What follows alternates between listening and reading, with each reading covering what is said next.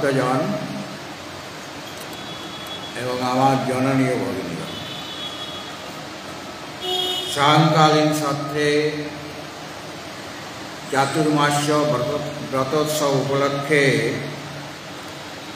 আমরা শ্রীমদ্ ভগবদ গীতার ত্রয়োদশ অধ্যায় ক্ষেত্রজ্ঞ বিভাগ যোগ এ বিষয়ে আলোচনা করছি। আলোচনা করার পূর্বে আমরা এই অধ্যায়ের 19 নম্বর শ্লোক থেকে 19 নম্বর শ্লোক থেকে 23 নম্বর শ্লোক অবধি 5টি শ্লোক আমরা সমবেতভাবে পাঠ করব।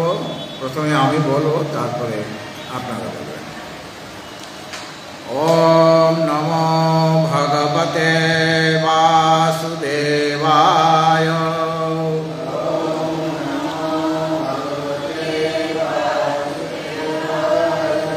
अथ श्रीमद्भगवद्गीता प्रारभ्यते।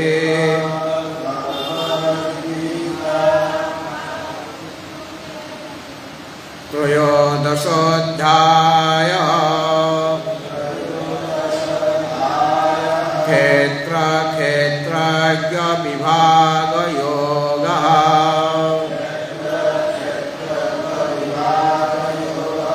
श्रीभगवानुवाच। 19 प्रकृतिं पुरुषं चैव विद्यानादि उभावपि विकारांश्च गुणांश्चैव विद्धि प्रकृतिसम्भवान्। कार्यकरणकर्तृत्वे हेतु प्रकृतिरुच्यते। पुरुषः सुखदुःखानां भोक्तृत्वे हेतुरुच्यते। पुरुषः प्रकृतिस्थो हि भुङ्क्ते प्रकृतिजान् गुणान्। कारणं गुणसङ्गोऽस्य सदसाद्योनिजन्मसु उपद्रष्टानुमन्ता च भर्ता भोक्ता महेश्वरः। परमात्मेति चाप्युक्तो देहेऽस्मिन् पुरुषः परः। य एवं वेत्ति पुरुषं प्रकृतिं च गुणैषः सर्वथा वर्तमानोऽपि न स भूयो विजायते। सर्वथा वर्तमानोऽपि न स भूयो विजायते।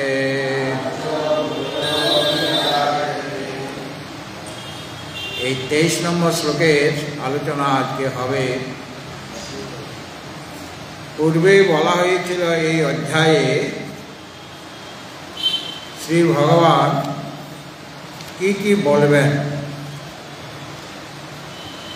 সেখানে বলেছিলেন তৎক্ষেত্রং যচ্চ যাদৃক্চ যদ বিকারী যতস্য যৎ সচ ইয়ো যৎ প্রভাবস্য তৎসমাসেন মে শৃণু। এটা ভগবান কি কি বলবেন সেটা প্রতিজ্ঞা করেছেন। অর্থাৎ সেই ক্ষেত্র যা এবং যে রকমের এবং যে রকমের ধর্মযুক্ত এই ক্ষেত্র এবং যে রকমের বিকারযুক্ত এবং যা থেকে যেভাবে উৎপন্ন হয় এটা ক্ষেত্র সম্পর্কে। আর ক্ষেত্রজ্ঞ স্বরূপতে কীরকম এবং ওটা যা এবং যে রূপ উপাধিকৃত শক্তিশালী সেটা সংক্ষেপে আমার নিকট শ্রবণ করা, এইভাবে প্রতিজ্ঞা করেছিলেন ভগবান। সে প্রতিজ্ঞা অনুসারে ওই তৎক্ষেত্রং যচ্চ যাদৃক্চ যৎ বিকারী যতস্য যৎ সব বলা হয়ে গিয়েছে। আর সচ ইয়ৎ প্রভাবস্য সে ক্ষেত্রজ্ঞ স্বরূপতে কীরকম, তার প্রভাব কীরকম সেটাও বলা হয়ে গেছে। তারপরে বলা হয়েছিল যে ওই ওই যৎ জ্ঞাত্বা অমৃতম অশ্নুতে, যা জানলে অমৃতত্ব লাভ হবে। এই কথাটি মানে কিভাবে অমৃতত্ব লাভ হবে, যৎ জ্ঞাত্বা অমৃতম অশ্নুতে, কিভাবে সেই অমৃতত্ব লাভ হবে সেটা এখনো বলা হয়নি। অর্থাৎ আগে পূর্বের শ্লোকে অন্যান্য যেগুলি বলেছিলেন সেটা বলেছেন। আর আগের শ্লোকে সচ ইয়ৎ প্রভাবস্য তৎ সমাসেন মে শৃণু, ক্ষেত্রজ্ঞ স্বরূপত কী প্রকার কীরকম প্রভাব সম্পন্ন সেটাও সংক্ষেপে বলা হয়ে গিয়েছে। এবং ক্ষেত্রজ্ঞের প্রভাব কি, তার স্বরূপ কি সেটাও ব্যাখ্যা করা হয়ে গিয়েছে। এখন যৎ জ্ঞাত্বা অমৃতম অশ্নুতে, এটাও বলেছিলেন যে যৎ জ্ঞাত্বা অমৃতম অশ্নুতে, যা জানলে পর অমৃতত্ব লাভ করা যাবে। অর্থাৎ যা জেনে পুরুষ তিনি অমৃত লাভ করতে সক্ষম হবেন, সেইটা এখনো বলা বাকি আছে, যেটা ভগবান ওই 12 নম্বর শ্লোকে বলেছিলেন। 12 নম্বর শ্লোকে জ্ঞেয়ং যত্তৎ প্রবক্ষ্যামি যৎ, এটা 12 নম্বর শ্লোকে, জ্ঞেয়ং যত্তৎ প্রবক্ষ্যামি যৎ জ্ঞাত্বা অমৃতম অশ্নুতে অনাদিমৎ পরং ব্রহ্ম না সৎ তন্না সৎ উচ্যতে। এই 12 নম্বর শ্লোকে যে ভগবান বলেছিলেন যে যা জানলে তুমি অমৃত লাভ করবে, সেই জ্ঞেয় তত্ত্ব সম্পর্কে আমি তোমাকে বলবো, প্রবক্ষ্যামি, এটা তার প্রতিজ্ঞা। এখন সেই প্রতিজ্ঞা অনুসারে সেই জ্ঞেয় ব্রহ্মের স্বরূপ এবং তাকে জানলে কিভাবে অমৃতত্ব লাভ করা যায় সেটা এই 23 নম্বর শ্লোকে ভগবান বলছেন। ইয়া আরেকবার শ্লোকটি পাঠ করবে। ইয়া এবং বেত্তি পুরুষাং, বইটা নিয়ে বসে ওটাতে বার করতে সময় লাগে। প্রকৃতিং চ গুণৈষঃ সর্বথা বর্তমানোপি নাশা ভূয়ো বিজায়তে। ইয় পুরুষঃ, যিনি, যে পুরুষ, যিনি পুরুষ, যিনি ওই পুরুষকে, পুরুষ মানে তার যে প্রকৃত স্বরূপ পরমাত্মা স্বরূপ, এখানে পুরুষ বলতে সেই পরমাত্মাকে বোঝানো হয়েছে। যিনি পুরুষম, সেই পরম পুরুষকে মানে পরমাত্মাকে, চ এবং গুণই সহ প্রকৃতি, গুণ সহিত মানে বিকার সহিত যে প্রকৃতি, অর্থাৎ অবিদ্যারূপ যে প্রকৃতি, তাকে জানেন, অর্থাৎ সেই পরমাত্মা স্বরূপকে জানেন। এবং মানে এই প্রকারে, কি প্রকারে, ওই যে বলা হয়েছিল আগের শ্লোকে, উপদ্রষ্টানুমন্তা চ ভর্তা ভোক্তা মহেশ্বর পরমাত্মেতি চাপ্যুক্ত দেহে অস্মিন পুরুষ পর। এটা ওই পুরুষের স্বরূপের কথা এখানে বলা হয়েছে। তিনি উপদ্রষ্টা, তিনি অনুমন্তা, গতকাল আলোচনা করা হয়েছিল। তিনি ভর্তা, কি দৃষ্টিতে ভর্তা সেটাও বলা হয়েছিল। তিনি ভোক্তা, তিনি মহেশ্বর, তিনি পরমাত্মা, এরকমভাবে স্বরূপের কথা বলা হয়েছিল। এবং মানে এই প্রকারে আবার প্রকৃতির কথাও পূর্বে বলা হয়েছে, তার কার্য মানে বিকারের কথাও বলা হয়েছে। সুতরাং পুরুষের স্বরূপকে যিনি জানেন এইভাবে, আর প্রকৃতি গুণই সহ প্রকৃতি, গুণ সহ মানে গুণের সহিত, তার বিকার মানে কার্যের সহিত প্রকৃতিকে যিনি জানেন মানে স্বরূপত জানেন, তিনি সেরকম ব্যক্তি যিনি প্রকৃতিকেও জানেন, প্রকৃতির স্বরূপও জানা হয়ে গিয়েছে, আর পুরুষের স্বরূপও জানা হয়ে গেছে। কারণ পুরুষের স্বরূপ ভগবান বলেছেন, প্রকৃতির স্বরূপ এবং তার বিকারের কথাও ভগবান এর আগে বলেছেন। এইভাবে যিনি জানেন, যিনি সর্বথা বর্তমান যে অবস্থায় থাকুক না কেন, জ্ঞান লাভ করার পরেও ওই জীবনমুক্ত পুরুষ তারা তো কর্ম করেন।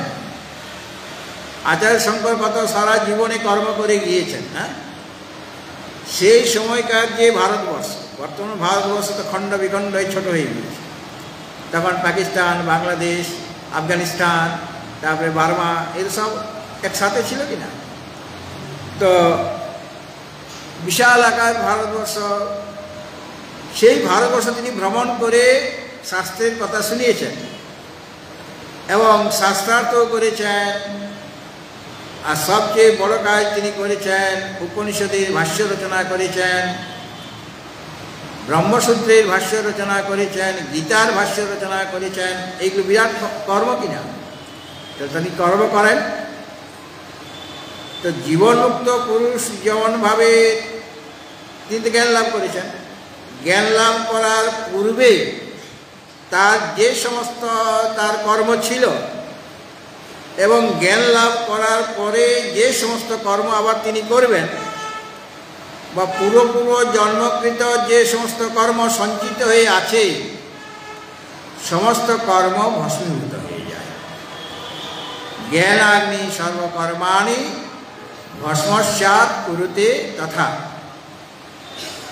যদিও প্রারব্ধ কর্ম ভস্মীভূত হয়ে যায়, অজ্ঞানীর এই সমস্ত কর্মই ভস্মীভূত হয়ে যায়, কিন্তু অজ্ঞানী ব্যক্তি দেখেন যে একজন জ্ঞানী ব্যক্তি, একজন জীবনমুক্ত পুরুষ, সে সুখ দুঃখ ভোগ করছে, তার শরীরটা আছে মানে সুখ দুঃখ ভোগ হবে। তাহলে তিনি প্রারব্ধ কর্ম তার আছে, যার জন্য শরীরটা আছে এবং তিনি সেই ভোগটা করছেন। সুখ, কখনো সুখ পাচ্ছেন, কখনো দুঃখ পাচ্ছেন, কেউ তাকে সম্মান জানাচ্ছে, কেউ তাকে অপমান করে দিচ্ছে, এরকম ঘটনা তো ঘটে।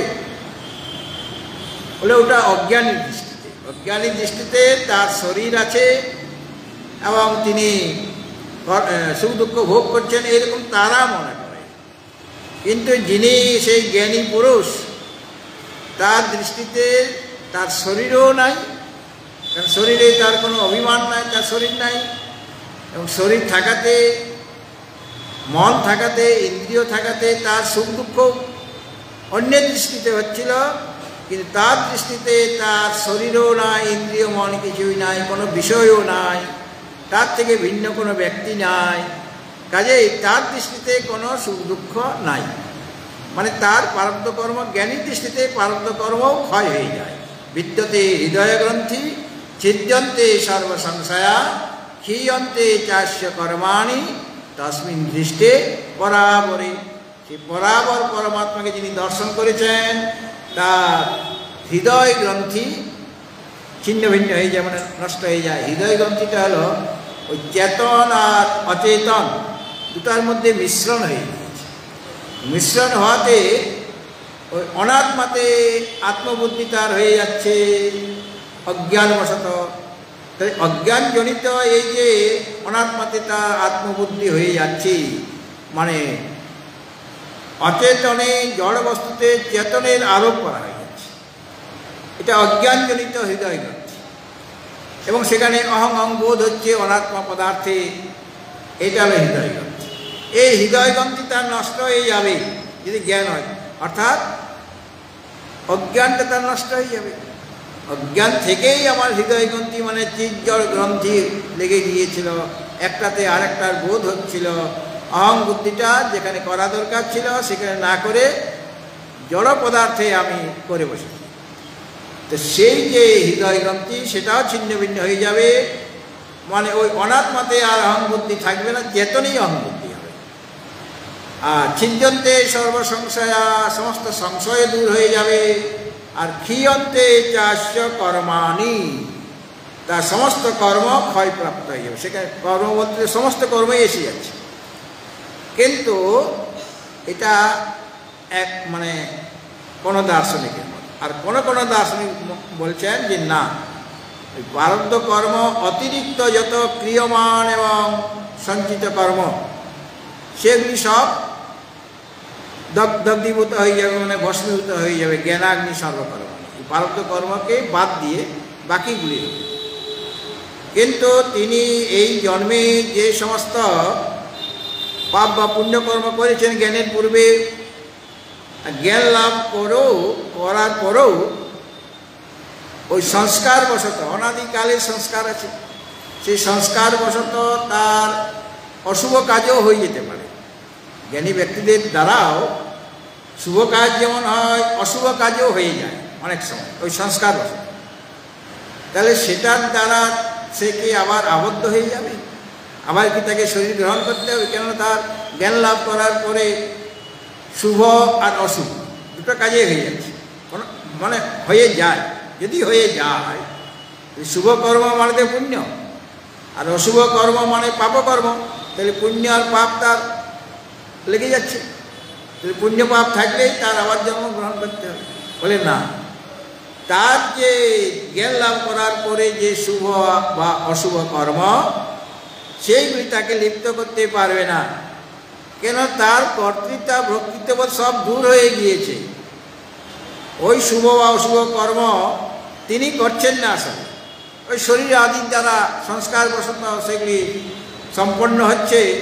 কিন্তু যেহেতু তার শরীর আদিতে কোনো প্রকার বিন্দুমাত্র অভিমান নেই, কাজেই শুভ কর্ম বা অশুভ কর্ম যেগুলি হচ্ছে তার দ্বারা হচ্ছে, মানে শরীর আদির দ্বারা হচ্ছে, কিন্তু জ্ঞানী ব্যক্তির দ্বারা শুভ বা অশুভ কর্ম হচ্ছে না, সংস্কার বশত সেইগুলি হচ্ছে, তার দ্বারা তিনি লিপ্ত হন না। এই জন্য আমাদের ব্রহ্মসূত্রে বলা হয়েছে তৎ অধিগমে উত্তর পূর্বাঘয় অশ্লেষ বিনাশ তৎব্যপদেশা। অর্থাৎ এই আত্মতত্ত্বের জ্ঞান হওয়ার পরে যে সমস্ত পাপ পুণ্য তিনি করছেন বা শুভ কর্ম করছেন সেগুলি তাকে লিপ্ত করতে পারবে না। আর জ্ঞান লাভ করার পূর্বে যে সমস্ত পাপ পুণ্য তার দ্বারা হয়ে গিয়েছে, শুভ বা অশুভ কর্ম হয়ে গিয়েছে, তার দ্বারাও জ্ঞানী ব্যক্তি লিপ্ত হন না। অর্থাৎ সমস্ত কর্ম তার জ্ঞানের দ্বারা দগ্ধীভূত হয়ে যায়। তো এখানে বলছেন য এবং বেত্তি পুরুষং প্রকৃতিঞ্চ গুণৈ সহ। ইয় মানে যিনি, যে জীব, এবং মানে এই প্রকারে যে প্রকারে পুরুষের স্বরূপের কথা বলা হয়েছে, এই অধ্যায়ে বলা হয়েছে, আগেও বলা হয়েছে, সেই পুরুষকে ব্যক্তি মানে এইরকমভাবে জানেন। কীরকম জানেন? ওই যে উপদেষ্টা অনুমন্তা উপদেষ্টা অনুমন্তা ভর্তা ভোক্তা মহেশ্বর পরমাত্মেতি চাপ্যুক্ত দেহস্মিন পুরুষ পরম। এই শরীরেই তিনি আছেন সেই পরম পুরুষ।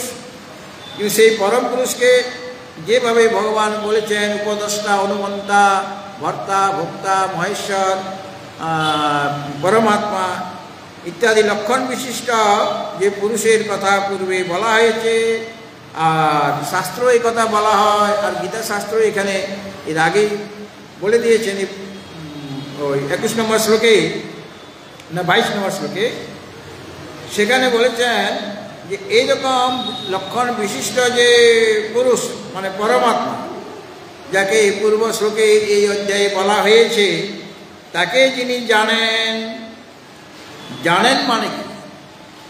অর্থাৎ সাক্ষাৎ আত্মভাবে অনুভব করেন আমি সেই আত্মা, এমন যে উপদেষ্টা অনুমন্তা ইত্যাদি লক্ষণ বিশিষ্ট যে পুরুষ, সেই পুরুষেই আমি, এটা হলো জানা। এটার নাম হচ্ছে সাক্ষাৎকার, মানে আত্ম সাক্ষাৎকার। তাকে তার স্বরূপ জেনে আমি সেই পরম পুরুষ, আমি সেই যেটা আমাদের বেদে বলা হয়েছে মহাবাক্য অহং ব্রহ্মাস্মি বা তত্ত্বমসি বা অয়ম আত্মা ব্রহ্ম বা প্রজ্ঞানং আনন্দং ব্রহ্ম, এইভাবে তার সাক্ষাৎকার হচ্ছে, মানে অনুভব হচ্ছে, উপলব্ধি করছে। তো এইরকমভাবে যিনি উপলব্ধি করেন যে পুরুষ মানে সাধক,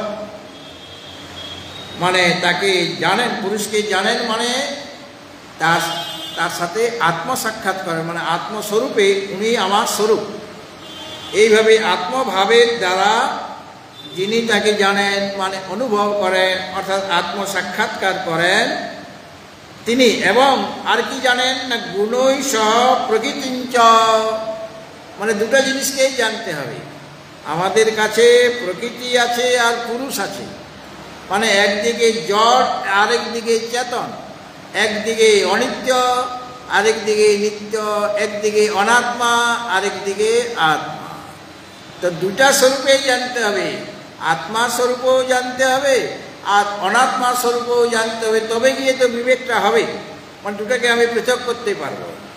এই জন্য পুরুষকে জানতে গেলে, পুরুষের স্বরূপ জানতে গেলে প্রকৃতির স্বরূপটাকেও জানতে হবে।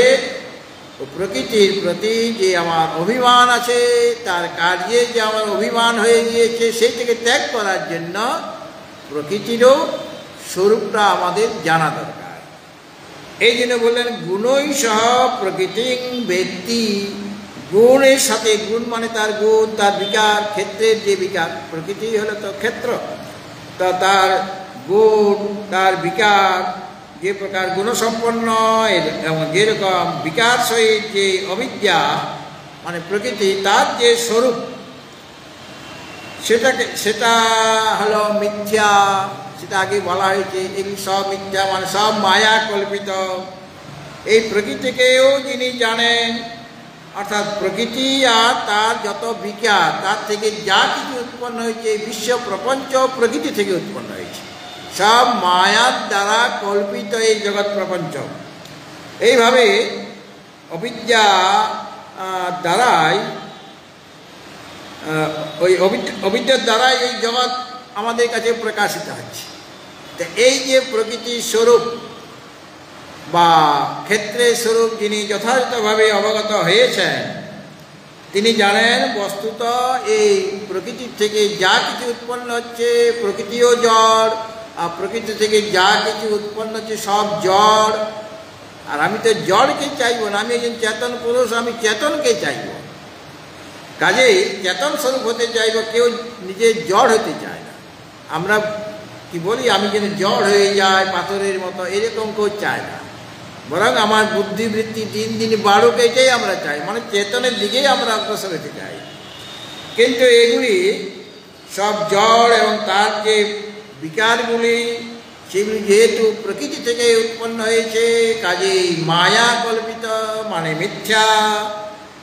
কিন্তু আমাদের কাছে সেটা প্রতিভাসিত হচ্ছে, মানে প্রতীত হচ্ছে, বস্তুত তার কোনো সত্তাই নেই। এইরকমভাবে যিনি প্রকৃতির গুণ সহ প্রকৃতিকে জানেন, মানে প্রকৃতির যত কাজ, যা কিছু উৎপন্ন হয়েছে সেগুলি মিথ্যা, তার কোনো সত্তাই নেই, এবং সবগুলি কল্পিত পদার্থ। এইভাবেই যিনি প্রকৃতিকে জানবেন বিকার সহিত। এরকম জানলে প্রকৃতির কার্যের প্রতি তার কোনো কি আর আকর্ষণ থাকবে? কারণ সে বুঝতে পেরেছে এগুলি সব মায়া কল্পিত, এগুলি সব মিথ্যা। আমরা মিথ্যা বস্তুর পেছনে ছুটি না, আমরা সত্য বস্তুর পেছনে ছুটি। কেউ মিথ্যা লাভ করতে চায় না, বরং আমরা মিথ্যা কথা কেউ যদি বলে সেটাও আমরা পছন্দ করি না। সত্য কথা বললে আমাদের ভালো লাগে, মিথ্যা কথা বললে কারো ভালো লাগে কি? তো মিথ্যা বস্তুর কোনো মূল্য এই সংসারে নাই, মিথ্যা কথারও কোনো মূল্য নাই। আর উপনিষদও বলেছেন সত্যম এব জয়তে না নৃতম, সত্যেরই জয় হয়, অনিত মানে যেটা মিথ্যা সেটা পরাজিত হয়ে যায়। না নিত মানে অনিতের দ্বারা, মিথ্যার দ্বারা ওই সত্যকে লাভ করা যাবে না, সত্য বস্তুকে লাভ করা যাবে না। আমরা যে যারা সাংসারিক পুরুষ, সব সময় আমরা ছুটছি কার প্রতি? অর্থ অর্জন করার জন্য, নানা রকম ভোগ্য পদার্থ সংগ্রহ করার জন্য, একটু সুখে থাকার জন্য আমরা প্রযত্ন করছি কিনা? কিসের জন্য? যাতে করে একটু সুখে শান্তিতে থাকতে পারি। এই টাকা পয়সা কেন এত পরিশ্রম করছেন কেন? খাবার সময় পর্যন্ত পাওয়া যাচ্ছে না, অথচ অর্থ সংগ্রহ করা আমার দরকার। তাহলে পর পরিবারের সকলেই সুখী থাকবে, সব দুঃখ দূর হবে, এরকম আমরা মনে করি। কিন্তু সেই বিষয় থেকে কোনোভাবে আমরা যতই বিষয় অর্জন করি না কেন, তার থেকে সুখ বা শান্তি লাভ হবে না। কেন? সব অনিত্য, ক্ষণিক। আজকে তোমার কাছে আছে, কালকে আরেকজনের কাছে চলে যাবে। আজকে আমাকে একজন 500 টাকার নোট দিল, আমি খুব সুন্দর করে ওটা ব্যাগের মধ্যে গুছিয়ে রাখলাম। তারপরে একদিন 500 টাকা ওই ব্যাগ থেকে বেরিয়ে যাবে। কেন? কাউকে দিলাম বা কোনো খরচ করলাম, তাহলে পর আমার কাছে কি টাকাটা রইল? টাকাটা থাকছে না। সেরকম যতই ভোগ্য পদার্থ আমি সংগ্রহ করি না কেন, যত সংগ্রহ করি সেগুলি সবই আমি ভোগ করতে পারবো না, অন্যকে দেব, বা যদি অন্যকেও না দিই তাহলে এমনিতেই পড়ে পড়ে সেটা নষ্ট হয়ে যাবে, কারো ভোগেই লাগবে। সুতরাং ওগুলি তো অনিত্য, একরকমভাবে থাকে না। একজনেই কেবল একরকমভাবে থাকেন, তিনি ওই সত্য, যাকে এখানে পুরুষ বলা হয়েছে, যাকে মহেশ্বর বলা হয়েছে, যাকে পরমাত্মা বলা হয়েছে, তিনি একমাত্র সত্য। এইভাবে পুরুষকে জানবেন, আর প্রকৃতির কার্য যা কিছু মিথ্যা কল্পিত মাত্র, এইভাবে প্রকৃতির স্বরূপে তিনি জানবেন। এইভাবে আত্মভাবে আমার অজ্ঞাত বা তার কার্য, এই দুটাই নিবৃত্ত হয়ে যায়। আত্মজ্ঞানের দ্বারা যে অজ্ঞান, মানে ব্রহ্ম বিষয়ক যে অজ্ঞান, সেই অজ্ঞানটা দূর হয়ে যায়। ব্রহ্ম বিষয় অজ্ঞান দূর হয়ে যায়। আর অজ্ঞানের যে কার্য, অজ্ঞান মানে এখানে অবিদ্যা বা মায়া, তার কার্য সমস্ত নিবৃত্তি হয়ে যায়। নিবৃত্তি হলে পর সেই পুরুষ প্রকৃতি থেকে যিনি নিবৃত্ত করেছেন, প্রকৃতি থেকে যার বুদ্ধি যাচ্ছে না, তখন ওই প্রকৃতির প্রতি তার আকর্ষণটা দূর হয়ে যাচ্ছে। কেন? তাকে মিথ্যা বলে জেনেছেন। তখন আগে বিষয় আকারে আকারিত আমাদের অন্তঃকরণ বৃত্তি হচ্ছিল, আমার মনে সবসময় বৃত্তি উঠছে, কিন্তু সেই বৃত্তিকে নিরোধ করতে হবে। যোগ চিত্তবৃত্তি নিরোধ করতে হবে। কিন্তু বিষয়গুলিকে যতদিন সত্য বলে আমরা মনে করেছিলাম, তখন নানা রকম বিষয় আকারে আকারিত আমাদের অন্তঃকরণ বৃত্তি হচ্ছিল, মানে অনাত্মার আকারে আকারিত অন্তঃকরণ বৃত্তি হচ্ছে। আর যখন বুঝতে পারলাম যত অনাত্ম পদার্থ বা ভোগ্য বিষয় ইত্যাদি, বা আমার এই শরীর মন বুদ্ধি সবেই মায়া কল্পিত, অতএব অনিত্য, জড়, দুঃখদায়ী। এই কারণে যখন ওই জানতে পারলাম, তখন সেই অজ্ঞান আর অজ্ঞানের কার্য থেকে আমরা নিবৃত্ত হয়ে যাই। নিবৃত্ত হলে পর তখন সে অন্তঃকরণ কি করবে? তার তো কাজ চাই। তখন সে আত্মা আকারে আকারিত হবে। যদি আত্মচিন্তন সতত তিনি করেন, তার ফলে অন্তঃকরণ বৃত্তি কি হবে? ব্রহ্মা আকারে আকারিত হয়ে যাবে। অখণ্ড ব্রহ্মাকারাকারিত অন্তঃকরণ বৃত্তি হবে আত্মচিন্তন। আর সেই আত্মচিন্তন করতে করতে যত আমি আত্মচিন্তন দৃঢ়ভাবে করতে থাকবো, সততা করতে থাকবো, প্রথমে আমার সবিকল্প সমাধি হবে। সবিকল্প মানে জ্ঞাতা, জ্ঞান আর জ্ঞেয়, এটাকে ত্রিপুটি বলা হয়। আমি জ্ঞের ধ্যান করছি, মানে জ্ঞের চিন্তন করছি, আমি জ্ঞাতা, আর উনি হলেন জ্ঞেয়, পরমাত্মা জ্ঞেয়। আর জ্ঞানের দ্বারা তাকে জানার চেষ্টা করছি, তাকে দর্শন করার চেষ্টা করছি।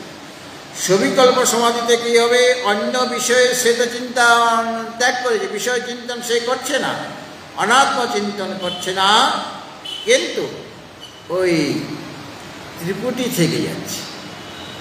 ওই বিষয়ে আমি জ্ঞাতা, ইনি জ্ঞেয়, পরমাত্মা জ্ঞেয় আর জ্ঞান, এই ত্রিপুটি তার থেকে গেল, কিন্তু অন্য বিষয়ে তার চিন্তন যাচ্ছে না।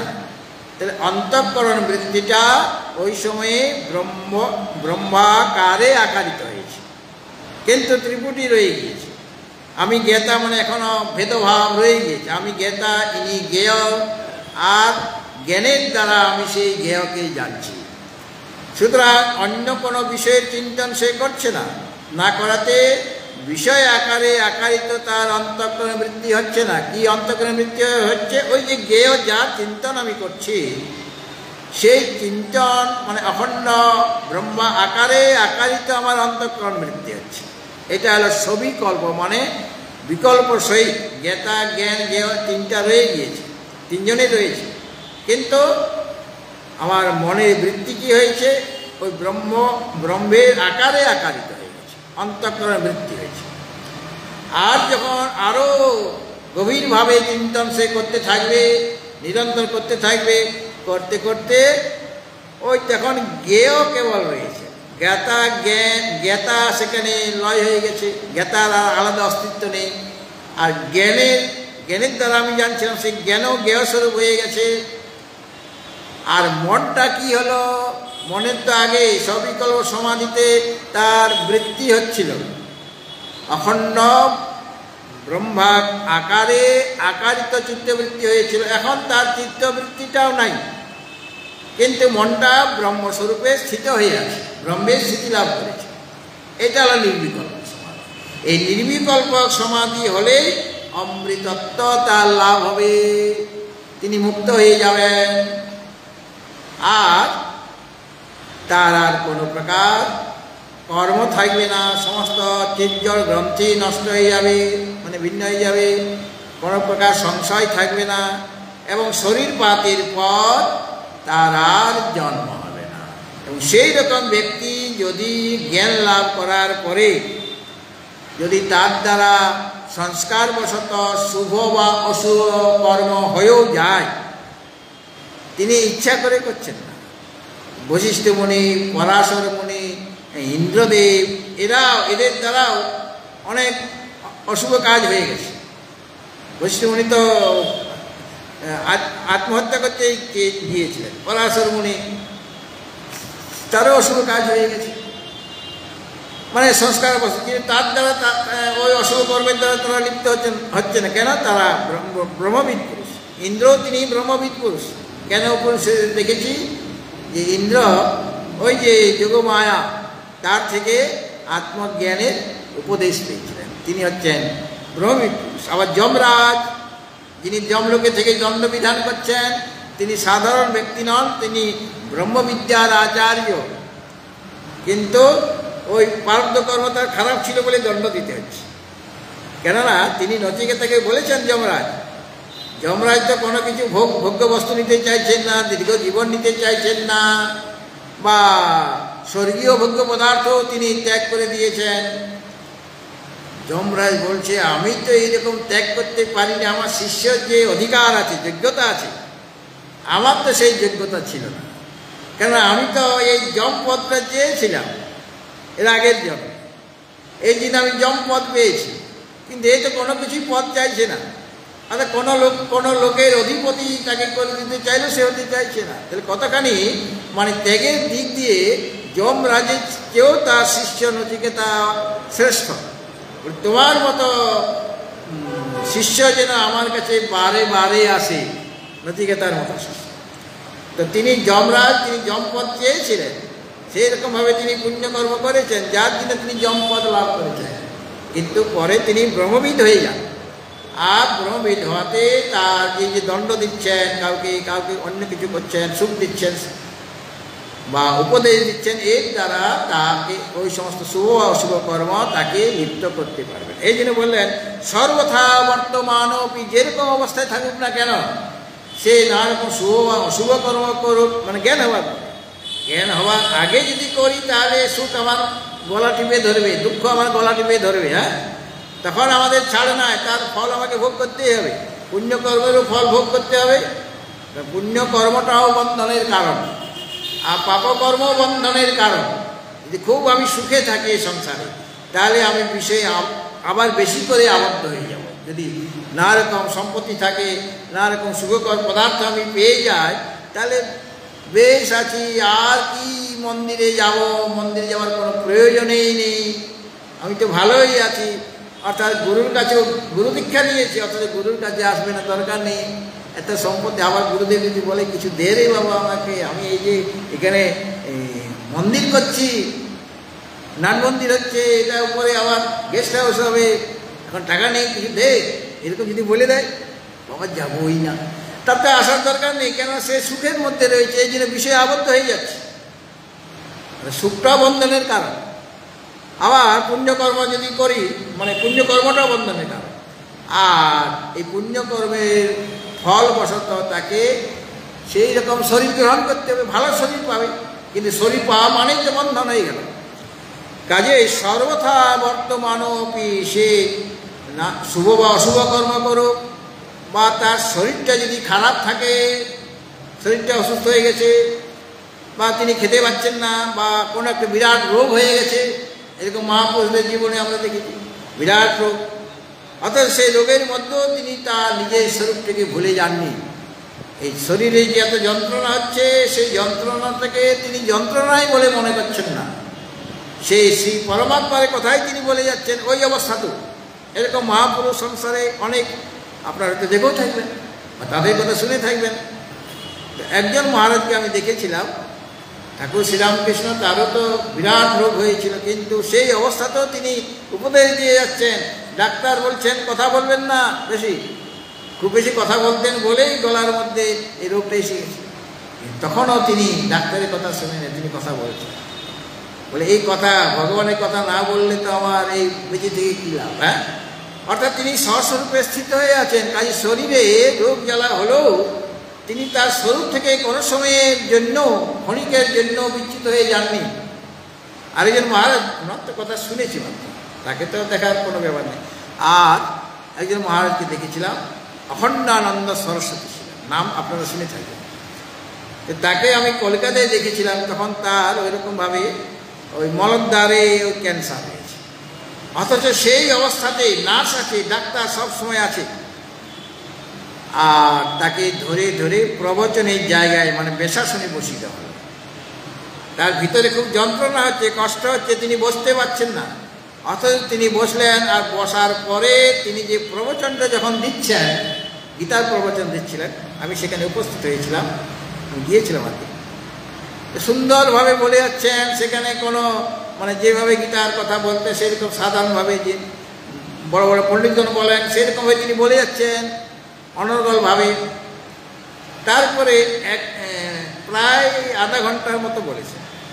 বলার পর বলছেন, নার্সকে ডাকছে যে তুমি এসে যাও, আর আমি বসতে পারছি, মানে শরীর যন্ত্রণা করছে। এরপর আমাকে নিয়ে ঘরে মানে বিশ্রাম করে। তো এই অবস্থাতেও তিনি শাস্ত্রের কথা বলে যাচ্ছেন, আর তিনি এটা ভাবছেন না যে আমার শরীরটা চলে যাবে, আর বেশি দিন থাকতে পারবো না এই সংসারে, এর জন্য তার কোনো দুঃখ নাই। বা যন্ত্রণাটাও খুব বেশি যন্ত্রণা হলে শরীর সহ্য করতে পারছে না, কিন্তু সাধারণ যন্ত্রণা তার অনায়াসে সহ্য হয়ে যাচ্ছে। আর আপনারা দেখেছেন পরমেশ্বরানন্দ এখানে যিনি মাঝে মাঝে আসতেন, আগে বিভিন্ন অনুষ্ঠানে কয়েকবার এসেছেন পরমেশ্বরানন্দ, যিনি অন্তিম সময়ে আমাদের হরিদ্বারে ছিলেন, হরিদ্বার আশ্রমে, ওইখানে তিনি শরীর রেখেছিলেন। তো তারও এরকম অবস্থা, শরীরে নানা রকম রোগ জ্বালা, কিন্তু তার নিজস্ব যে কাজ সে তিনি করে যাচ্ছে। প্রতিদিনের যে কাজ, নিত্য কর্ম, পূজা অর্চনা করা, শাস্ত্রপাঠ করা ইত্যাদি কাজগুলি তিনি করে যাচ্ছেন, কোনো রকম ভূক্ষেপ নেই। এবং প্রথমত রোগ তার স্থিমিত হয়ে গিয়েছিল, তার মনের শক্তির দ্বারা স্থিমিত হয়ে গিয়েছে, অর্থাৎ রোগটা আছে কিন্তু তিনি তাকে পাত্তাই দিচ্ছেন। তারপরে যখন বেশি হয়ে গেল, তখনও তিনি সেই তার স্বরূপ থেকে কোনোদিনই বিচ্যুত হন নাই। পরমাত্মার চিন্তন করতে করতে তার শরীর মানে চলে যে শান্ত হয়ে যায় এবং তিনি ব্রহ্মলীন হন। এইভাবে অনেক মহাপুরুষের কথা। আরেকজন ছিলেন রামানন্দ বলে, তাকে আমিও দেখেছি। তিনি একটা কৌপিন পরে থাকতেন, কিন্তু তিনি ব্রহ্মবিদ পুরুষ, আর তারও নানা রকম রোগ রয়েছে। আর তার বিরাট আশ্রম, সেই আশ্রমে থাকলে অনেক সেবা যত্ন পাওয়া যায়, কিন্তু বলে আমি আশ্রমে থাকি না, ঘুরে ঘুরে বেড়াই, ওই রোগ নিয়ে ঘুরে ঘুরে বেড়াচ্ছে। আর সেবক কয়েকজন যাচ্ছে সাথে সাথে, কিন্তু সেই অবস্থাতেও তিনি নিজের স্বরূপে চিন্তনে মগ্ন হয়ে আছেন। অর্থাৎ শরীরের জ্বালা যন্ত্রণা তাকে নিজের স্বরূপ থেকে কোনোভাবেই ভ্রষ্ট করতে পারছে না। এই জন্য যেভাবে সর্বথা বর্তমান যে অবস্থায় থাকুক না কেন, অর্থাৎ শরীরের রোগ জ্বালা হোক, বা কেউ সম্মান করুক, বা কেউ অপমান করুক, বা তার দ্বারা যদি কোনো শুভ বা অশুভ কর্ম হয়ে যায়, তাহলে পরেও ন সব ভূয় অভিজায়তে, তার পুনঃ জন্ম গ্রহণ করতে হবে না, আর শরীর গ্রহণ করতে হবে না, মানে তিনি বিদমুক্ত হয়ে যাবেন। তিনি জীবনমুক্ত ছিলেন জীবিত অবস্থাতে, আর শরীর পাত যখন হয়ে গেল তখন তিনি বিদেহ মুক্তি, মানে কোনো দেহ আর থাকবে না। আগে তো শরীরটা ছিল জীবিত অবস্থায়, জীবনমুক্ত অবস্থায়, কিন্তু শরীর তো তার সময় মতো সেটা নষ্ট হয়ে যাবে, তার কাল পূর্ণ হয়ে গেলে শরীর আর থাকবে না। তো কাল যখন পরিপূর্ণ হয়ে গেল তখন শরীরও চলে গেল, আর তিনি বিদেহমুক্ত হয়ে গেলেন, তার আর পুনর্জন্ম হবে না, তাকে আর এই সংসারে আসতে হবে না। এই যে সংসারে যে আসতে হলো না, মানে শরীর ধারণ করতে হলো না, তাহলে তিনি গেলেন কোথায়? গীতাতেও ভগবান বলছেন যে জন্ম কর্ম চ মে দিব্যম এবং যো বেত্তি তত্ত্বতঃ ত্যক্ত্বা দেহং পুনর্জন্ম ত্যক্তা দেহ নৈতি মামেতি সর্জুন, ত্যক্তা দেহং পুনর্জন্ম নৈতি মামেতি সর্জুন। আমি একটা ছেলে, মানে এখানে কলকাতায় একজন বালক আছে, মানে অনেক বালক, এখানে যেমন বালক আছে সেরকম অনেক বালক থাকে। তো কয়েকজন বালককে এটা বলছে এই কথাটা, যে জন্ম কর্ম চমে দিব্যম এবং যৌবেন্তি তত্ত্বতঃ ত্যক্ত্বা দেহ পুনর্জন্ম নৈতি মামেতি সর্জুন। তখন ও খুব বুদ্ধিমান ছেলে ছিল, বলে ভগবানের দিব্য জন্মের কথা কেউ যদি জানে, বা তার দিব্য কর্মের কথা যদি কেউ জানে, জন্ম কর্ম চ মে দিব্যম এবং যো ব্যক্তি তত্ত্বত, যিনি এটা জানলেন তার পুনর্জন্ম হবে না, ত্যক্ত্বা দেহ, এই শরীরটা যখন চলে যাবে তখন পুনর্জন্ম ন এতি, পুনর্জন্ম আর লাভ করবে না, মানে আর শরীর হবে না। তখন সেই ছেলেটা বলছে যে মহারাজ, তার তো শরীরটা চলে গেল, মানে মারা গেল, আর শরীরও হবে না, পুনর্জন্ম হবে না, সে গেল কোথায়? সেই লোকটা গেল কোথায়? যে মারা গেল, যিনি ভগবানের এত ভজনা করেছেন, তার দিব্য জন্ম, তার অলৌকিক জন্মের স্বরূপটা জেনেছেন, তার দিব্য কর্মের কথা যিনি জেনেছেন, ভালোভাবে জেনেছেন, সেও একসময় মারা গেল, কিন্তু সেই বেচারি আর শরীর পেল না, এই সংসারে আসতে পারল না। ভগবান বলছেন যে ত্যক্ত্বা দেহং পুনর্জন্ম নৈতি এতি, পুনর্জন্ম লাভ হবে না। সে বেচারি গেলে কোথায়? তাহলে তার খুব খারাপ অবস্থা হয়ে যাবে, কোনো শরীরেই পাবে না, এরকম রাস্তায় রাস্তায় মানে আকাশ বাতাসে ঘোরাঘুরি করবে, এরকম তার ধারণা। দেখো ভগবান এখানে বলে দিয়েছে মামেতি সর্জুন, সে আমাকে লাভ করবে, মানে আমার স্বরূপতা লাভ করবে, অর্থাৎ আমার মধ্যে লয় হয়ে যাবে, মানে আমার স্বরূপকে জেনে সে আমার স্বরূপতা প্রাপ্ত হবে। তাকে আর অন্য কোথাও যেতে হবে না, আর শরীর ধারণ করতে হবে না। শরীর ধারণ করা মানেই তো কষ্ট। আমার মানব শরীর হোক, পশু শরীর হোক, বা বৃক্ষ শরীর হোক, বৃক্ষ শরীরের কি কষ্ট নাই?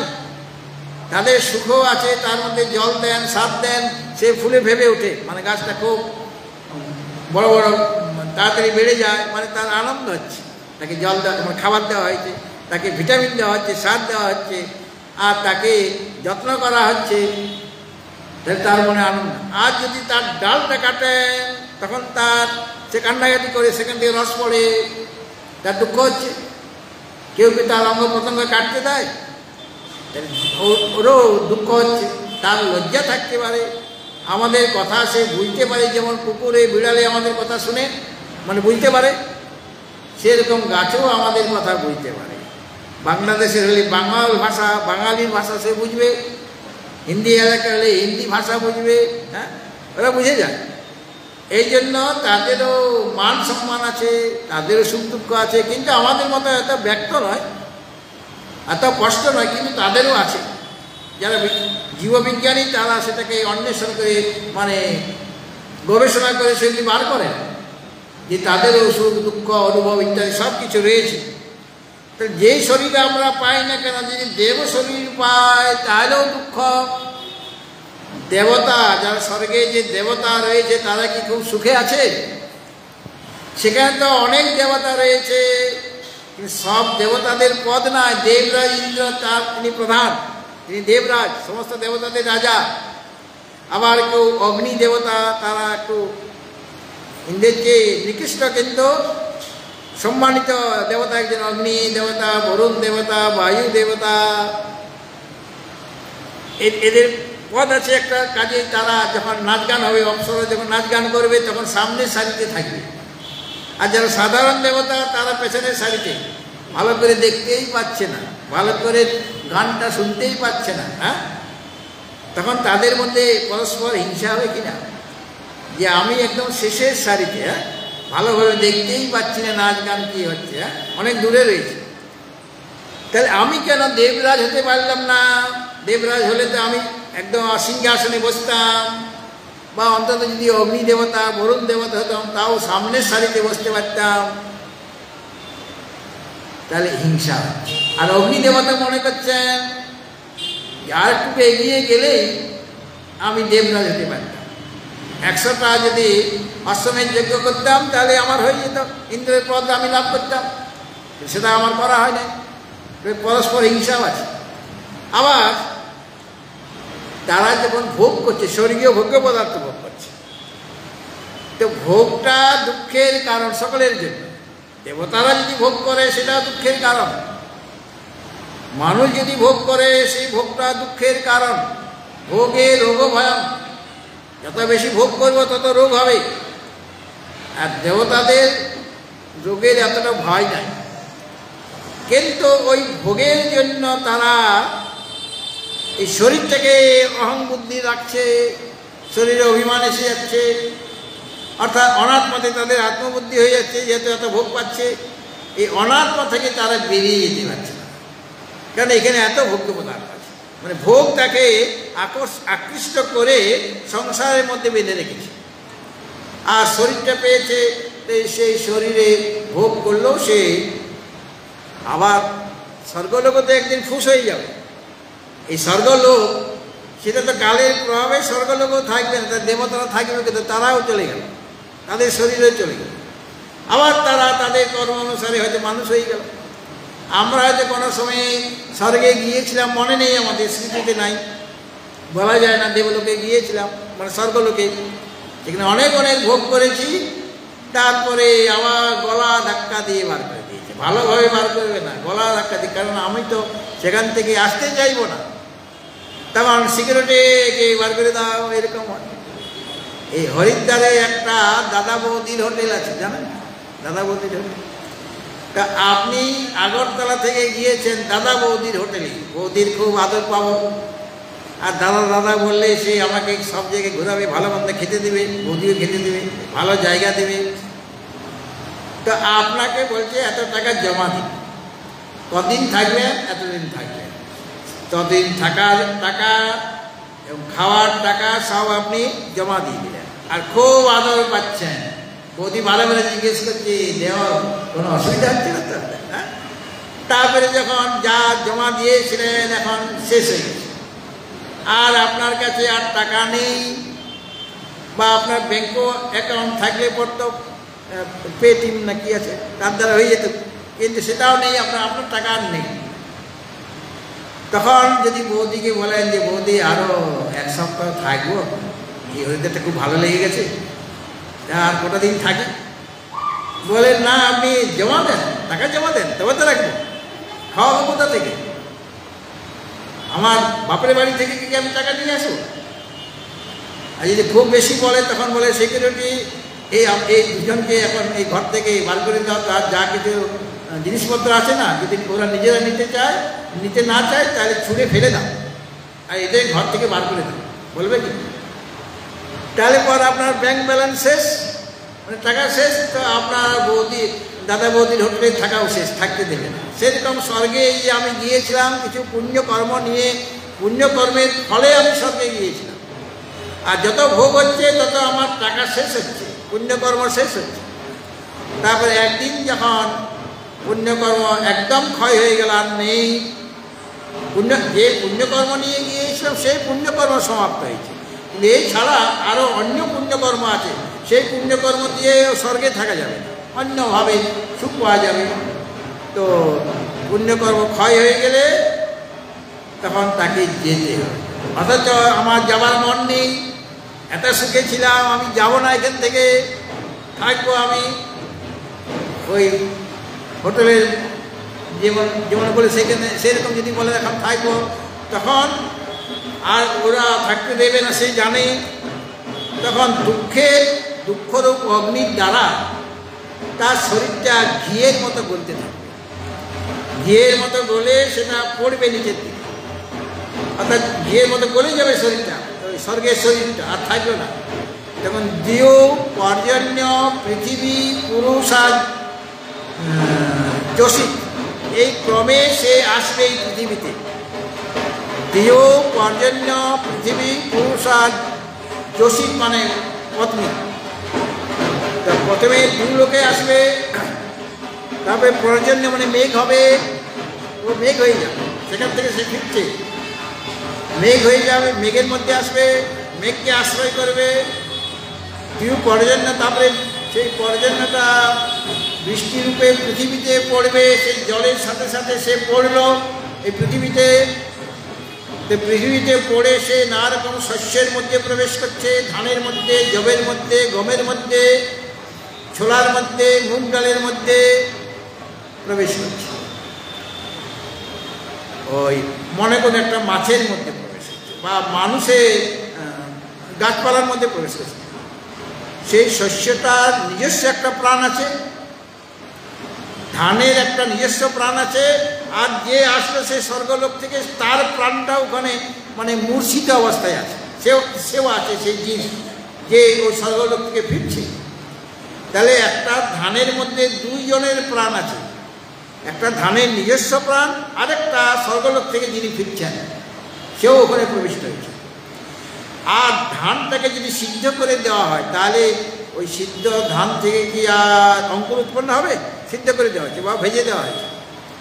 কিন্তু যিনি সে আসছেন স্বর্গলোক থেকে মূর্ছিত অবস্থায় সেখানে প্রবেশ করেছেন ধানের মধ্যে, সে তাকে তুমি সিদ্ধই করো আর ভেজেই দাও, সে কিন্তু বেঁচে থাকবে, সে তার প্রাণটা রয়েছে। সেই শস্য কোনো পুরুষ খেল, কোনো পত্নী খেল, তাদের মিলনে একটা জীবের সৃষ্টি, সেই জীব নতুন করে জন্মগ্রহণ করবে। এখন যদি সেই শস্য তো মানুষেই খাবে এমন তো কোনো মানে নেই। যদি ছাগলে খেয়ে নেয় তাহলে ছাগল শস্য পাবে, তাই না? আর যদি শুয়োরে খায়, স্বর্গলোক থেকে আসছে কিন্তু সে হয়ে গেল শুয়োর। কেমন অবস্থা দেখুন, ছান্দিক উপনিষদে রয়েছে। আর যদি কোনো ব্রহ্মচারী খায় তাহলে গেল, সে তার জন্মই হতে পারবে না। আর যদি কোনো পুরুষ খেল, পত্নী খেল, তার থেকে কি শরীর হবে কোনো ঠিক নাই, ছাগল হবে না ভেড়া হবে না মানুষ হবে, নাকি ব্রাহ্মণ শরীর পাবে না ক্ষত্রিয় শরীর পাবে, নাকি ওই বৈশ্য শরীর পাবে না শুদ্ধ শরীর পাবে, কোনো ঠিক নাই। তার পুণ্যকর্ম যদি ভালো থাকে তাহলে মানব শরীর পাবে, ভালো ঘরে জন্মগ্রহণ করবে। আর যদি খারাপ থাকে, অন্যান্য কর্মগুলি যদি খারাপ থাকে, তাহলে শুয়োর ছাগল হবে, মানুষই হতে পারল না। সুতরাং সেখানে ছান্দোক্য উপনিষদে এই কথা বলে বলছেন যে স্বর্গলোকে বা ব্রহ্মলোকেও যাওয়ার চেষ্টা করো না, ফালতু সময় তোমার নষ্ট হবে। কেন ওখান থেকে ফিরে এসে আরেকটা শরীর লাভ করা, মানব শরীর লাভ করা অত্যন্ত কঠিন। তুমি বর্তমানে মানব শরীর পেয়েছ, এইটাকে যথাযথভাবে এটাকে বিনিয়োগ করো, যথা জায়গায় ইনভেস্ট করো। যথা জায়গায় বিনিয়োগ মানে কি? বিষয় চিন্তন ত্যাগ করে তুমি আত্মচিন্তনে মগ্ন হয়ে যাও।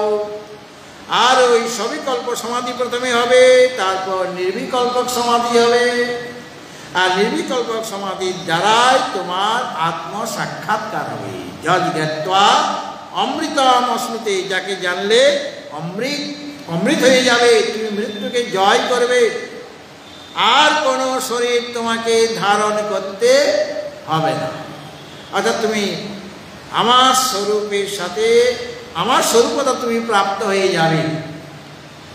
আর যেহেতু কোনো শরীর ধারণ করতে হবে, তোমার জন্ম হবে না মানে কোনো শরীর ধারণ করতে হবে না। তার মানে তুমি কোথায় গেলে? তুমি সৎ হয়ে গেলে, তুমি চিৎ হয়ে গেলে, আনন্দ স্বরূপ হয়ে গেলে, তুমি সত্যম জ্ঞানম অনন্ত হয়ে গেলে। মানে তুমি জিরো হয়ে গেলে না, শূন্য হয়ে গেলে না, তুমি পূর্ণ হয়ে গেলে। তুমি সত্য স্বরূপ হয়ে যাবে, তুমি জ্ঞান স্বরূপ হয়ে যাবে, তুমি অনন্ত স্বরূপ হয়ে যাবে। তুমি সব দেশে, সব কালে, সব বস্তুতে তখন তোমার স্থিতি হবে। তুমি সেই অদ্বৈত ভাবে প্রতিষ্ঠিত হয়ে যাবে। অর্থাৎ তুমি মৃত্যুঞ্জয় হয়ে যাবে। আমরা সবাই মৃত্যুকে ভয় করি, আর মৃত্যুকে দূরে রাখার জন্য কত ডাক্তারের পরামর্শ নিচ্ছি, কত ওষুধপত্র খাচ্ছি যাতে আমার মরণ না হয়। কিন্তু কোনো ডাক্তার কি আমাকে মৃত্যুর হাত থেকে রক্ষা করতে পারবে? যতই আমি আসন প্রাণায়াম ইত্যাদি করি, আমার শরীর একদিন না একদিন চলে যাবে, মৃত্যু আমার হবে। কিন্তু ভগবান বলছেন মৃত্যুকে জয় করারও উপায় আছে। তোমার মৃত্যু আর হবে না, এইটাই তোমার শেষ মৃত্যু হয়ে যাবে। আর কোনোদিন তোমাকে মৃত্যু মুখে পতিত হতে হবে না, তোমাকে কোনোদিন জন্মগ্রহণ করতে হবে না। তুমি স্বয়ং মৃত্যুঞ্জয় হয়ে যাবে। কিভাবে? যাকে জানলে তুমি অমৃত হবে, মানে মৃত্যুঞ্জয় হবে। তাকে তুমি জানো মানে তার সাক্ষাৎকার করো। যতদিন অনাত্ম পদার্থের প্রতি আসক্তি রয়েছে, বিষয়ের প্রতি আসক্তি রয়েছে, সংসারের প্রতি আসক্তি রয়েছে, ততদিন তোমার বারবার জন্ম মৃত্যু হবে। জাতস্যই ধ্রুব মৃত্যুর ধ্রুবং জন্ম মৃতস্য চ। কিন্তু যখন তুমি সেই তোমার স্বরূপের সাথে এক হয়ে যাবে, এটাকে বলা হয় আত্ম সাক্ষাৎকার। তার সাথে এক হয়ে যাওয়া। নদ নদী সমূহ যেমন সাগরে মিলিত হয়ে সাগর স্বরূপ হয়ে যায়, ঠিক সেরকমভাবে তুমিও তোমার নাম রূপ পরিত্যাগ করে তুমি সেই পরমাত্মা স্বরূপ হয়ে যাবে। উপনিষদে বলছেন যথা নদ্য সঞ্জমানা সমুদ্রে অস্তং গচ্ছন্তি নামরূপে বিহায় তথা বিদ্বান নামরূপাদ বিমুক্তা পরাৎ পরম পুরুষং উপৈতি দিব্য। তো নদ নদী সমূহ যেমন প্রবাহিত হতে হতে সাগরে যখন মিলিত হয়ে যায়, যখন মিলিত হয়নি তখন তার আলাদা নাম রূপ আছে, কিন্তু যখন মিলিত হয়ে গেল তখন আর নাম রূপ থাকলো না, ওই অস্থি ভাতি প্রিয় স্বরূপ হয়ে গেল, মানে সাগর স্বরূপ হয়ে গেল। সেরকমভাবে বিদ্বান পুরুষ তথা বিদ্বান নাম রূপাদ বিমুক্ত, এই নাম আর রূপ থেকে মুক্ত হয়ে পরাৎ পরম পুরুষং উপৈতি দিব্যম, সেই পরাৎ পর যে পুরুষ মানে পরমাত্মা, তাকে তিনি লাভ করেন। এই জন্য নাম রূপের অভিমান ত্যাগ করতে হবে।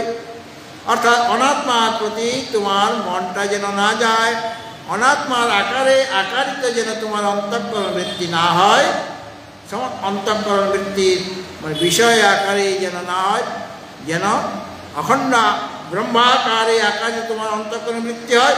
সেই বৃত্তিটা দূর হয়ে যাবে যখন নির্বিকল্পক সমাধি হবে, আর তখনই তোমার আত্মসাক্ষাৎকার হবে। আর এই আত্মসাক্ষাৎকার হলে তুমি মৃত্যুঞ্জয় হয়ে যাবে, মানে তুমি অমর হয়ে যাবে। সেই অবস্থায় তোমার পাপ বা পুণ্য কোনো অবস্থাতেই যে কোনো অবস্থায় থাকো না কেন, কোনো পাপ পুণ্য তোমাকে আর স্পর্শ করতে পারবে না। পূর্বকৃত যত পাপ পুণ্য সব দগ্ধ হয়ে যাবে, আর জ্ঞান লাভ করার পর যা কিছু তোমার শুভ বা অশুভ হচ্ছে সেটাও দগ্ধ হয়ে যাবে। মানে তার সাথে তোমার কোনো সন্তুষ্ট ভাবে তুমি থাকবে না, এবং শরীর পাতের পর তুমি মুক্ত হয়ে যাবে। অর্থাৎ ওই আর পুনর্জন্ম আর জন্ম তোমার হবে না, পুনরায় তোমাকে জন্মগ্রহণ করতে হবে। অর্থাৎ জন্ম থেকে আমরা মুক্তি পেতে চাই, যাতে আমার জন্ম না হয় আর যেন মৃত্যু না হয়, এইটাই যেন আমার শেষ মৃত্যু হয়ে যায়। তো কীভাবে মৃত্যুটাকে শেষ মৃত্যু করা যায়, মানে এবারে শরীরটা যাবে, মানে মারা যাবে শরীরটা, এরপরে আর কোনো শরীরে আমার ধারণ যেহেতু হবে না, কাজে আর মৃত্যুও নাই, জন্মও নাই। অতএব এইভাবে ভগবান আমাদের অমৃত লোকের দিকে নিয়ে যেতে চাইছেন। অষ্টম অধ্যায়ে ওই রকমই ভাবেই বলেছেন, কিভাবে এই মৃত্যু লোক থেকে তুমি আত্মলোকে যাবে। যেখানেই যাই না কেন, আব্রহ্ম ভুবনার লোকা পুনরাবর্তিন অর্জুন মামুপেত্য তু কন্তে পুনর্জন্ম ন বিদ্যতে। তুমি যে লোকেই যাও সেখান থেকে ফিরে আসতে হবে, কিন্তু যদি আমাকে লাভ করো মানে আত্মলোক, আমার লোকটা হচ্ছে আত্মলোক, মানে আত্মস্বরূপ, সেই লোকে যদি যাও, অর্থাৎ আত্মস্বরূপে যদি প্রতিষ্ঠিত হইতে পারো, তাহলে সেখান থেকে আর এই সংসারে ফিরে আসতে হবে না। ভগবত ভক্তজন, এখন পরবর্তী যে শ্লোকগুলি ধীরে ধীরে আপনাদের কাছে আলোচনা করা হবে। এই 13 অধ্যায়টি সমস্ত বেদের সার এবং গীতার প্রধান প্রতিপাদ্য বিষয় ভগবান শ্রীকৃষ্ণ এই 13 অধ্যায়ে প্রতিপাদন করেছেন। কাজে এই অধ্যায়টি আমাদের সকলের কাছে খুব মূল্যবান, এবং এটি ভালোভাবে অধ্যয়ন করা দরকার, বিচার করা দরকার। আপনারা যেটা শুনছেন সেটা আবার ঘরে গিয়ে মনন করবেন, চিন্তন করবেন, বারবার শ্লোকগুলি পাঠ করবেন, তাহলে পরেই আপনারা যেটুকু বুঝতে অসুবিধা হয়েছে সেটা আবার বুঝে যাবেন নিজেদের মননের দ্বারা বা আলোচনার দ্বারা। সেগুলি আপনি যথাযথভাবে বুঝতে পারবেন। এখন গীতা মায়ের আরতি হচ্ছে, তারপরে একটি ভজন হবে।